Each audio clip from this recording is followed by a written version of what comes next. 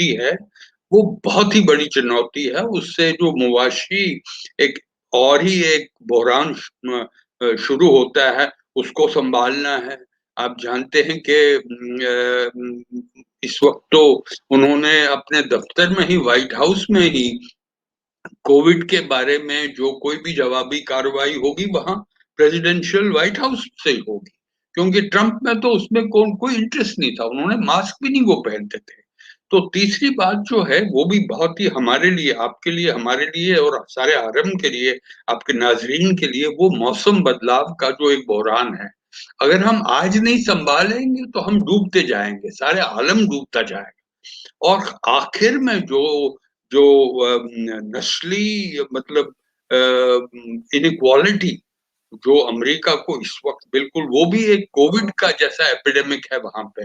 बहुत बड़ा, बहुत रेशियल इनइक्वालिटी का मतलब अमेरिका तक़सीम हुआ है 2 हिस्सों में, रेड लैंड, ब्लू लैंड, और उस रेड लैंड, ब्लू लैंड में जो रेशियल नस्ली जो ना कमवारी महारी कहा जाता है।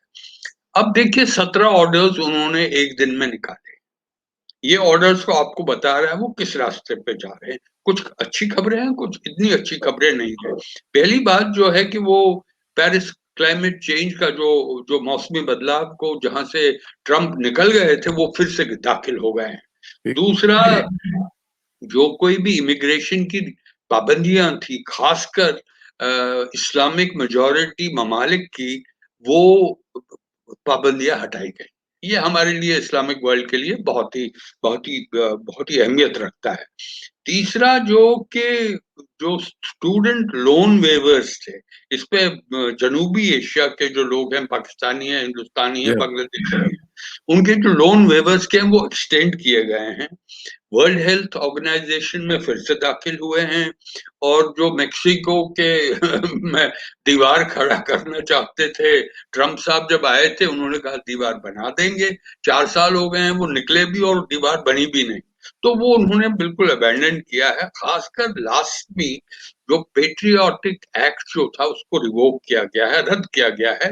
वो इसलिए था कि उन्होंने वो नॉर्मलाइज किया था कि जो नस्ली इनइक्वालिटी है, तो ठीक। वो आप शेड पे डाल लीजिएगा। उन्होंने कहा नहीं, हम उसका सामना करेंगे बिल्कुल तरीके से। तीसरा एक मुद्दा इशरार साहब ये है कि मैं, एक तुर्की राइटर हैं, ईस तमिल कुरान, बहुत अच्छी किताब लिखी है उन्होंने, आपके नाज़रीन के लिए बहुत दिलचस्पी रखती है कि खतरा ये है कि जो नॉर्मल एक जमहूरियत का मुल्क हो, तो हाँ। वो बिल्कुल जल्दबाजी में जल्दी-जल्दी वो एक अथॉरिटेरियन, मेजॉरिटेरियन बन सकता है, और उसके खतरे सारे आलम को है। हाँ। आज एक मुल्क है, कल दूसरा मुल्क है। हिंदुस्तान में भी आप जानते हैं कुछ मेजॉरिटेरियन फोर्सेस हैं, राइट विंग फोर्सेस हैं, जो हमारे आईन के खिलाफ कुछ कार्रवाइयां करते हैं, और वो हम देखते हैं।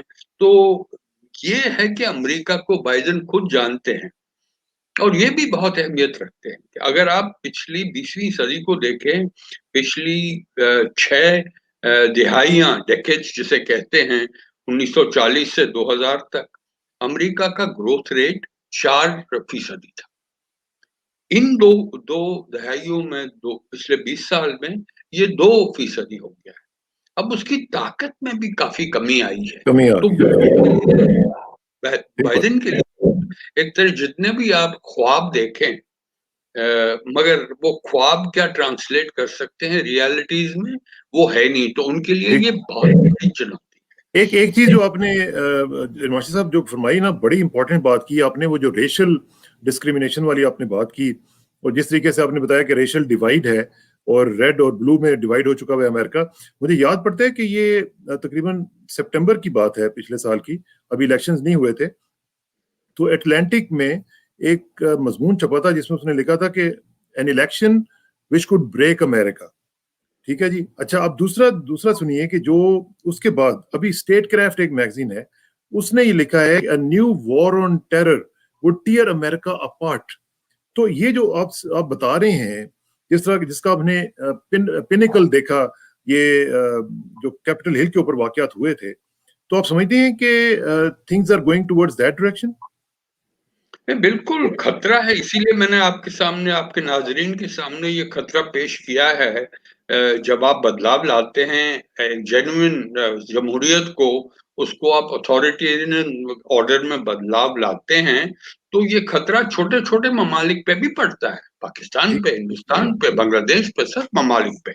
और ये जो आपने मुद्दा उठाया है, ये बाइडेन सरकार को सबसे बड़ी फिक्र ये है कि जो आप कैपिटल हिल की बात हाँ कर रहे हैं, उस उस मॉब में रिटायर्ड आर्म्ड फोर्सेस के पर्सनल थे। पेंटागन को बहुत फिक्र है इसकी हाँ कि जो आपका अल्टीमेट इंस्टीट्यूशन फॉर स्टेबिलिटी लाने के लिए अपने मुल्क में, उसमें अगर ये फिरका तराना के एक तरीके का हाँ इनक्वालिटी आ जाए, तो बहुत खतरा ठीक है। पैदा कर सकती है। आपने जो हिंदुस्तान की बात की, क्या इम्पैक्ट है, हमारी तिजारत अमेरिका और हमारी उस पे काफी दरार है। मगर अगर देखें सलामती और दिफा के मामलों में बड़े गहरे रिश्ते हैं। ट्रंप तो हमारे फेवरेट थे हिंदुस्तान के, और हिंदुस्तान भी उनके लिए बड़ा फेवरेट रहा है। मगर इस एडमिनिस्ट्रेशन को देखना है, ट्रंप सरकार की जो आज तक पॉलिसियां रही हैं वो बरकरार रहेंगी। लेकिन लेकिन एक चीज मास्टर साहब, इसमें मोदी साहब का जो पर्सनल रैपोर्ट था वो जी ट्रम्प के साथ बहुत ज्यादा था, और वो बहुत ही, मतलब आपको पता ही है, जफियां शफियां भी डाल लेते थे, वो सब जी कुछ जी। कर लेते थे। तो क्या जो बाइडेन जो है वो उसको, उनके बैक ऑफ द माइंड ये चीजें मौजूद होंगी अब की बार, ट्रम्प सरकार वाली बात या इस तरह की चीजें, या जो बाइडेन है वो क्लीन स्लेट के साथ शुरू करेंगे? नहीं, देखिए, यही तो मैं इस बात में तो हमेशा आपके साथ सहमत रहता हूँ, इस बात में नहीं, क्योंकि हमारे वजीर आजम की जो पर्सनलाइज स्टाइल डिप्लोमेसी थी, वो तो शी जिनपिंग के साथ भी थी। वो झूले पे उनके साथ घूम रहे थे। आपको याद होगा मलप्पुरम में वो साउथ इंडियन धोती पहन के हुए भी शी जिनपिंग वहां उनसे बात कर रहे थे। उसके बाद आपने देखा क्या है, आपके 4 डिवीजन पाकिस्तान चीन के, और 4 डिवीजन हमारे वहां मशरकी लद्दाख में eyeball to eyeball confrontation है पिछले 9 महीने से। तो मतलब पर्सनलाइज स्टाइल ऑफ डिप्लोमेसी में इसमें कोई रेलेवेंस नहीं है, उस पर ठीक। नेशनल इंटरेस्ट रहता है और जो रियलिज्म रहता है। जो हिंदुस्तान की बात आपने की, आपको ये आपके नाजरीन को इस पे आश्चर्य होगा, सरप्राइज होगी कि कुछ जो मेजोरिटेरियन फोर्सेस हिंदुस्तान में है, रूलिंग डिस्पेंसेशन के जो कल्चरल रूट्स हैं, वो कुछ लोग जो हैं उनको शामिल नहीं किया गया है। 20 जी, इंडो आरएसएस में। हैं जो इंडियन डिसेंट के लोग इनके हुकूमत में हैं, बड़े एला दर्जे जी जी। की अपॉइंटमेंट में हैं, मौजूद हैं। और ये भी दिलचस्प बात है कि जो मेरी तरह एक कश्मीरी खातून है, दो हैं, उनमें से एक में तो प्रोटेस्ट में उन्होंने हिस्सा लिया था जब 300 आर्टिकल 370 हटाया गया था, और वो इस वक्त व्हाइट हाउस में मौजूद हैं, नेशनल इकोनॉमिक काउंसिल में। तो मतलब एक तरीके से आप देखते हैं कि कश्मीरी दो खातून व्हाइट हाउस में मौजूद हैं, और दूसरी तरह जो आरएसएस बीजेपी के लिंक्ड इंडो अमेरिकन हैं, उनको हुकूमत में शामिल नहीं किया जा रहा है। तो हिंदुस्तान के लिए तो एक बड़ा बहुत दिलचस्प बात यह है कि थूला चंद्रपुरम एक तमिलनाडु में गांव है, वहां पे जश्न मनाया जा रहा है पिछले कितने हफ्तों से, क्योंकि वो कमला हैरिस की माँ जो है वहां पैदा हुई थी, वहां पढ़ाई की थी, और वहां से 19 साल की उम्र में अमेरिका गई, और अब देखिए 70 साल में वहां उनकी बेटी अमेजिंग। अमेरिका की नायब सदर है। This is amazing. चीन दिस इज अमेजिंग। चीन का सबसे बड़ा जो इनकी तदबीर रहेगी वो चीन की। चीन को अभी तक पिछले 2 दशकों में सारी सरकारें, वो डेमोक्रेट्स हो या रिपब्लिकन्स हो, उन्होंने देखा है कि हम चीन को एक तरीके से एंगेज करेंगे और वो शायद आजाद ख्याली के रास्ते पे चलेगा। वो आप अगर सियासी मामलों में देखें या मुआशी मामलों में देखें, मगर वो हुआ नहीं है। तो हाँ। अब उसकी वजह से एक नई पॉलिसी मानी जाएगी, और उसमें हिंदुस्तान की काफी अहमियत रहेगी, उनकी हिकमत अमली के लिए, बाइडेन की हिकमत अमली के लिए, जो ट्रम्प कर रहे थे इंडो पैसिफिक में, वही किया जाएगा। मगर ठीक। ये एक और चीज जो इस एडमिनिस्ट्रेशन ने संभाली है, उस पर पहले ट्रंप ने भी संभाली थी, वो तिब्बत के मामले में एक अलग सा डिपार्टमेंट क्रिएट किया गया है। दूसरा, स्टेटमेंट दी गई है कि जो दलाई लामा नए बढ़ेंगे, अगर खुदा न खास्ता दलाई लामा नहीं रहे, तो उसमें चीन की सरकार की कोई किरदार नहीं होगा। तो मतलब एक तरीके का टेंशन फिल्ड एटमॉस्फेयर चलता है। पाकिस्तान के लिए जो आपने सवाल पहले इंट्रोडक्टरी रिमार्क्स में पूछा था, जितनी कार्रवाई दहशतगर्दी के खिलाफ की जाएगी, उतना वो अमेरिका के करीब जा सकता है, कोई शक नहीं।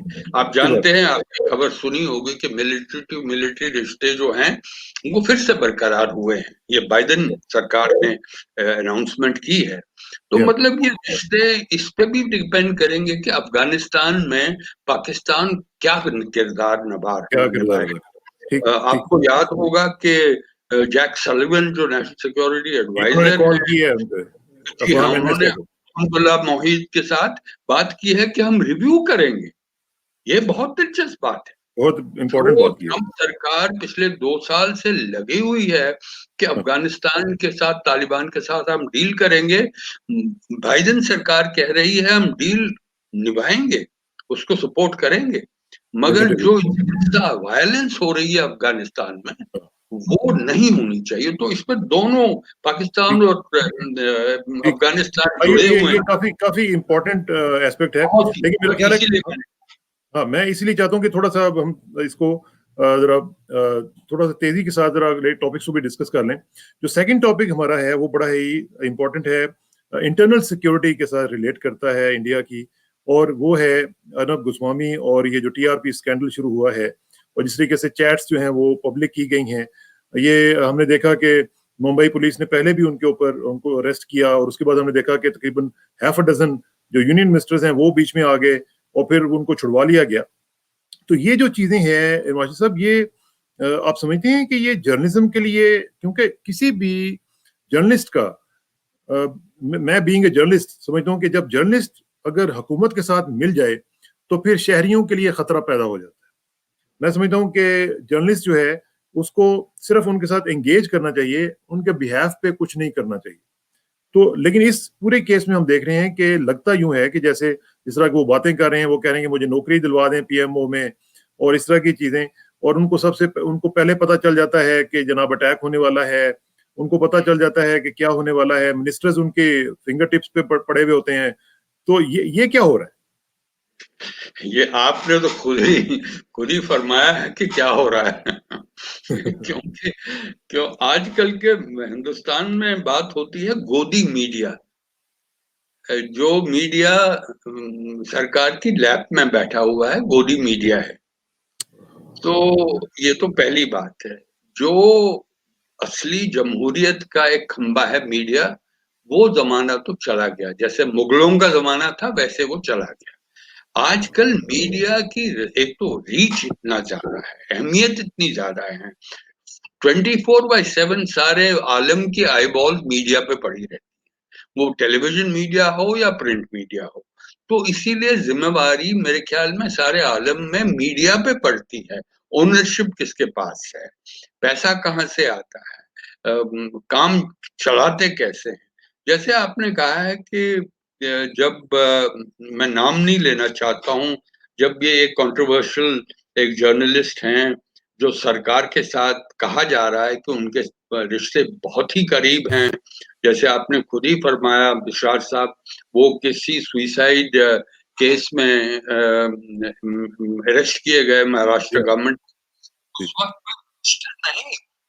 हमारे वजीर दाखिला, हमारे वजीर खारजा, हमारे वजीर इंफॉर्मेशन ब्रॉडकास्टिंग, सब के सब उनकी सपोर्ट पे आए और कहा है कि ये this is an attack on the press, on the media. ये तो एक तरह की बात करें। दूसरी तरह की बात करें, वो क्या कहते हैं, जो मैं नाम नहीं लेना चाहता हूँ, जो जर्नलिस्ट की आप बात कर रहे हैं, हम तो जजेस को खरीदते हैं, हम पोर्टफोलियो डिसाइड करते हैं सरकार में क्या बनी। ये तो बहुत ही हैरत अंगेज बात है कि अगर एक सीनियर जर्नलिस्ट मीडिया में ये कहता है, सब के सब मिनिस्टर जो सरकार के हमारे साथ हैं, सुन लीजिए। और उसके बाद 17 मई को कह रहे हैं कि हमारी जो सरकार के साथ बिल्कुल नजदीक हैं, गवर्नमेंट ऑफ इंडिया के हम बिल्कुल पास हैं। सारी जो कैबिनेट के जो डिसीजंस लिए जाते हैं या फॉर्मेशन होती है कैबिनेट की, हम जानते हैं। मिनिस्ट्री ऑफ इंफॉर्मेशन और ब्रॉडकास्ट में क्या होता है, हमको मिनट बाय मिनट अकाउंट उसका मिल जाता है। ये कहते हैं, यही जर्नलिस्ट कहते हैं कि वाइस प्रेसिडेंट XYZ होंगे और कुछ घंटों के बाद XYZ वाइस प्रेसिडेंट बनते। This is too much. इससे खतरनाक जमहूरियत के लिए, हिंदुस्तान के लिए। और 2 अगस्त 2019, 3 दिन पहले जब 370 हटाया गया था, वो क्या कहते हैं उसमें, वो पूरी तरह से ठीक नहीं थे, मगर ये इंडिकेशन देता है हमको, सारे हिंदुस्तान को, जनूबी एशिया में। कहते हैं जम्मू एक अलग सा एक राज्य होगा और कश्मीर और लद्दाख यूनियन टेरिटरीज होंगी। ये 3 दिन पहले कहते हैं।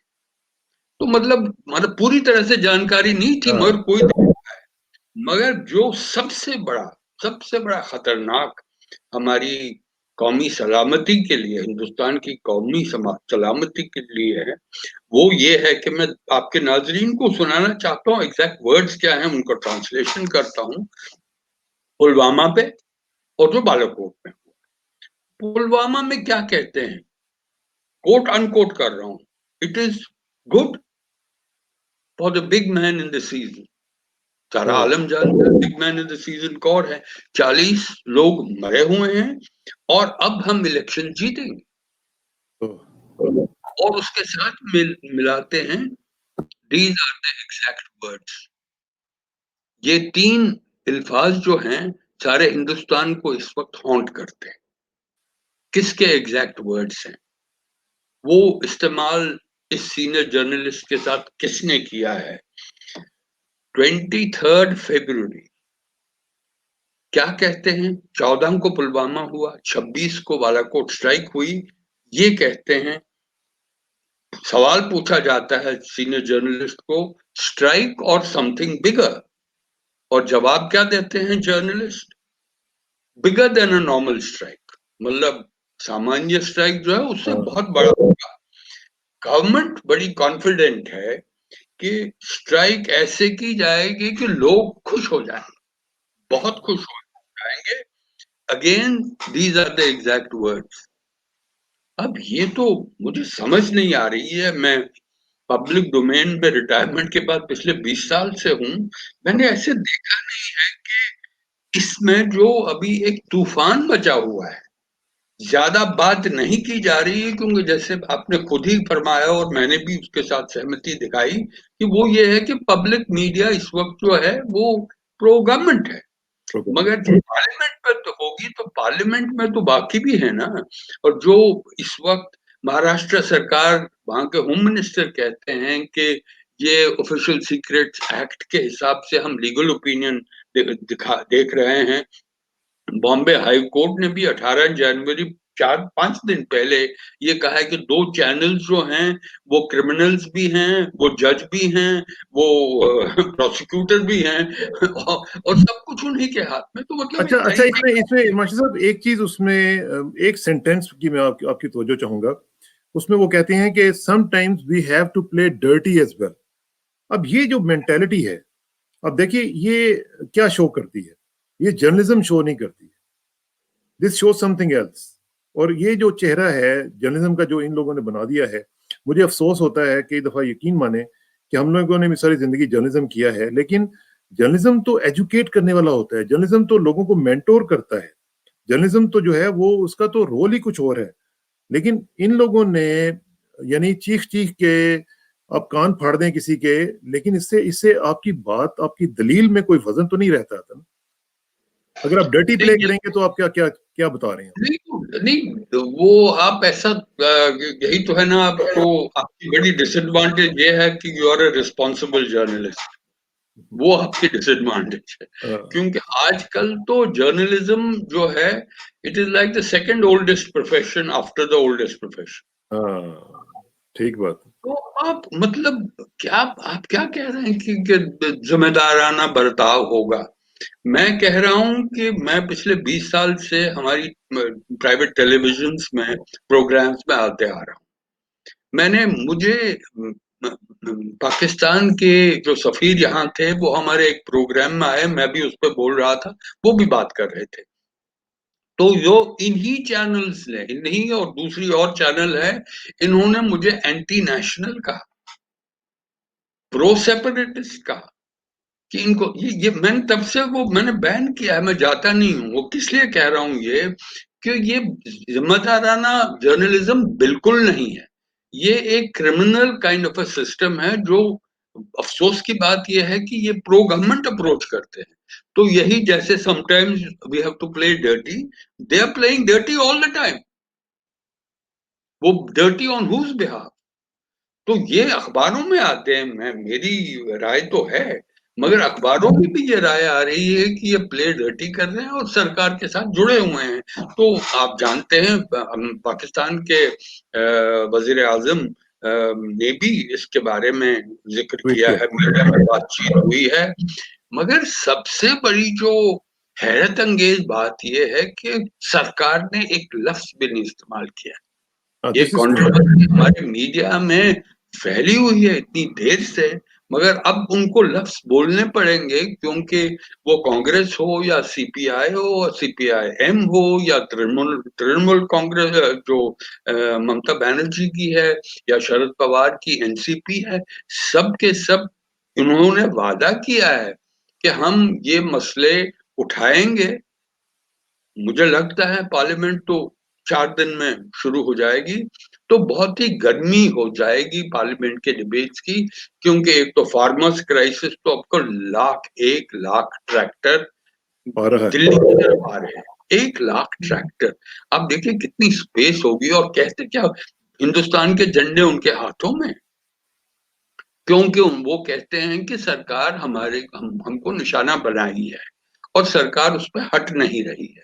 तो कभी कभी सरकार को भी सोचना चाहिए कि देश के हित में जो कुछ भी काम हाँ, करने हैं वो करने चाहिए। करने अगर चाहिए। सरकार को या लॉ एंड ऑर्डर पे इतना खतरा, मुझे नहीं लगता कि खतरा होगा, तो उन्होंने हाँ, कहा कि पुरअमन तरीके से जो कुछ भी पीसफुल। करेंगे, वो ट्रैक्टर आउटर रिंग रोड पे आएंगे, वो रिपब्लिक डे परेड के जो राजपथ वगैरह के एरिया में नहीं लाएंगे जाएंगे। ठीक ठीक। मैं इसमें आखिर में कहना चाहता हूं कि ये खतरा डिसीजन मेकिंग, जो फैसला लेने का जो प्रोसेस है, उसके लिए है। क्योंकि अगर डिसीजन मेकिंग प्रोसेस में ऐसे लोग आए हैं जिनको आना नहीं चाहिए, तो ये तो हमारी कौमी सलामती के लिए इससे बड़ा खतरा और कुछ हो ही नहीं सकता है। क्योंकि आपकी जो फैसलों की धारा है, स्ट्रीम है, वो नलका खोल के आपके एनिमीज को जाती है। तो ये कैसे, आप इसको बर्दाश्त कैसे करेंगे? तो इस पे ज्यादा एक बिल्कुल ठीक। तरीके से बिल्कुल ठीक होनी है। तो चाहिए। चूंकि टाइम की किल्लत है, लेकिन ये इतना इंपॉर्टेंट इशू था जिसके मैं चाहता था कि आपकी एक इंसाइटफुल एनालिसिस आ जाता, क्योंकि मुझे भी लोग पूछते हैं कि भाई आप उनसे पूछें कि ये टीआरपी स्कैंडल में क्या होगा और किस तरह होगा। लेकिन अच्छा हुआ कि आज आपने उसको एड्रेस कर लिया। और अब मैं आखिर में जरा चाहूंगा कि आप थोड़ा सा ये हमें जरा बताएं कि ये जो कोविड के हवाले से वैक्सीन का सिलसिला शुरू हो गया है, लोगों को लगनी शुरू हो गई है, और साथ साथ मुस्लिम ममालिक को भी ऑफर की जा रही है।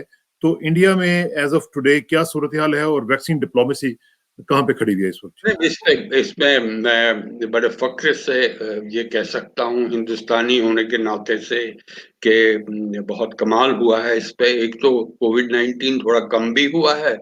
दूसरा, आप देखते हैं कि 3-4 ममालिक हैं सारे आलम में, जिनमें हिंदुस्तान भी मौजूद है। ये जो आलम की फार्मेसी मानी जाती है, ये सबसे बड़ा वैक्सीन प्रोड्यूसर है सारे आलम में, हमारा हिंदुस्तान।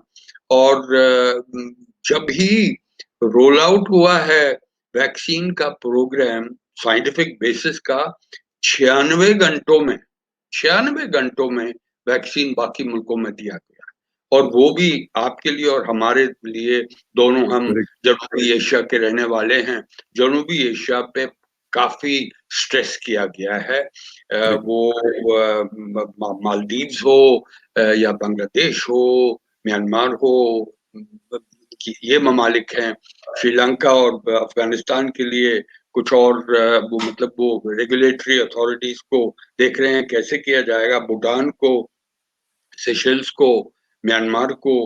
तो मुझे मुझे सिर्फ एक अफसोस है कि ये मौका था कि पाकिस्तान और हिंदुस्तान, जिसपे हिंदुस्तान को अगर पाकिस्तान ने ये रिक्वेस्ट की भी नहीं तो मगर यूनिलैटरली ये मोदी साहब के लिए, ये मोदी साहब के इमेज, जैसे आपने कहते हैं ना पर्सनलाइज्ड डिप्लोमेसी, एक बहुत बड़ा कदम होता कि एक ह्यूमैनिटेरियन रीजंस की वजह से। और ये सिर्फ हेल्थ वर्कर्स को जा रहा है, जो वे हेल्थ वर्कर जैसे बाकी मुल्कों को भी जो इनिशियल डोजेस भेजे गए हैं, जिन ममालिक की मैंने बात की है, वो सिर्फ हेल्थ वर्कर्स के लिए हैं।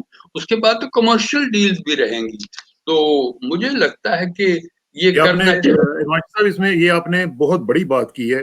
मैं समझता हूँ कि ये जो जेस्चर आपने ऑफर किया है कि इस तरह किया जाना चाहिए था, ये एक मैं समझता हूँ कि एक तारीखी जेस्चर हो सकता था, क्योंकि जिस तरह आप चाहते हैं कि पाकिस्तान और भारत के ताल्लुकात जो उनमें बेहतरी आए, उनमें बदलाव आए, तो वो ये एक ऐसा तरीका था जिससे ये मुमकिन हो सकता था। ये ऐसा बहुत बड़ा इनिशिएटिव लिया जा सकता था, लेकिन अब लेगा कौन? आप तो बैठे नहीं है वहां पे। ये तो आप जैसा कोई शख्स होता तो फिर देखिए, जैसे मैं इतनी बार आपको कहता आ रहा हूँ, शहर हो न हो ख्वाब शहर देखेंगे। मैं इसलिए कह रहा हूँ कि ये एक तारीखी कदम नहीं होता, सिविलाइजेशनल कदम होता कि पाकिस्तान और हम दोनों एक ही सिविलाइजेशन के दो मुल्क हैं। अब उस सिविलाइजेशन में बदलाव आया है पिछले 5000 सालों में, मगर सिविलाइजेशनल कॉमन रूट्स हैं। मोहनजोदारो तो पाकिस्तान में मौजूद है, मोहनजोदारो हिंदुस्तान में नहीं है। ये कॉमन लिंक्स है। तो अब देखिए कि सऊदी अरब, साउथ अफ्रीका, ये दो मुल्क हैं, उनके लिए जाएगा। कंबोडिया जो सबसे करीब मुल्क है साउथ ईस्ट एशिया में चीन के लिए, कंबोडिया हमसे कह रहा है कि हमें वैक्सीन भेज दीजिए। तो मतलब एक तरीके से जो 16 मिलियन की पॉपुलेशन का छोटा सा मुल्क है, जहां उनके यहाँ चीन का पहुंच ही गया है। मुझे अफसोस ये भी है कि चीन का वैक्सीन पाकिस्तान नहीं पहुंचा है। अगर deeper than the oceans and higher than the mountains, वो अगर आपके रिश्ते हैं तो अभी तक तो 30 लाख डोजेस पहुंचने चाहिए थे। वो अभी कह रहे हैं कि 31 जनवरी को पहुंचेंगे। तो ये मेरे पाकिस्तानी भाइयों को सोचना है कि आगे कैसे चलना है। मैं कुछ इस पे कोई हिंट नहीं दे रहा हूँ, सिर्फ कह रहा हूँ कि पाकिस्तान और हिंदुस्तान के रिश्ते और करीब होने चाहिए। हाँ, चैलेंजेस हैं रिलेशनशिप में, हम दोनों ट्रैक करते आ रहे हैं। मैं तो 20 साल से इस रिलेशनशिप को 24/7 देखता हूँ। अभी भी हम पाकिस्तान के साथ, हम अपने दोस्तों के साथ ट्रैक 2 में अभी भी बात कर रहे हैं। ये शुक्रगुजारी है टेक्नोलॉजी की कि कम से कम वगैरह में काम होता जाता है। हम ये तो बड़ी अच्छी खुशखबरी आपने सुनाई है कि ट्रैक 2 पे काम हो रहा है। जी हाँ, छोटा काम तो चलना चाहिए ना। बाकी तो मुल्क जैसे जो सरकारों ने करना है वो करते जाएंगे, मगर जो जैसे मैं कहता हूँ होल ऑफ सोसाइटी अप्रोच, सारी सोसाइटी जिसपे आप मौजूद हैं, जिसमें थिंक टैंक्स हैं, जिनके बाकी लोग हैं। ये जो ट्रैक 2 डिप्लोमेसी है, इसके ऊपर हम मजीद किसी दिन बात करेंगे। इरमाशी साहब, टाइम का किल्लत है, लेकिन यह है कि आपका बहुत बहुत शुक्रिया। इंशाल्लाह आपसे रब्ता रहेगा, और नेक्स्ट वीक जब हम करेंगे बात, उसमें अगेन मैं समझता हूँ कि उससे तक हो सकता है कोई अच्छे इनिशिएटिव जो है वो हम सुन सकें, और जो आपका ख्वाब शहर है वो इंशाल्लाह पूरा होगा। इंशाल्लाह। बहुत बहुत शुक्रिया जी। Thank you very much. अस्सलाम वालेकुम। बहुत बहुत शुक्रिया, बहुत बहुत शुक्रिया।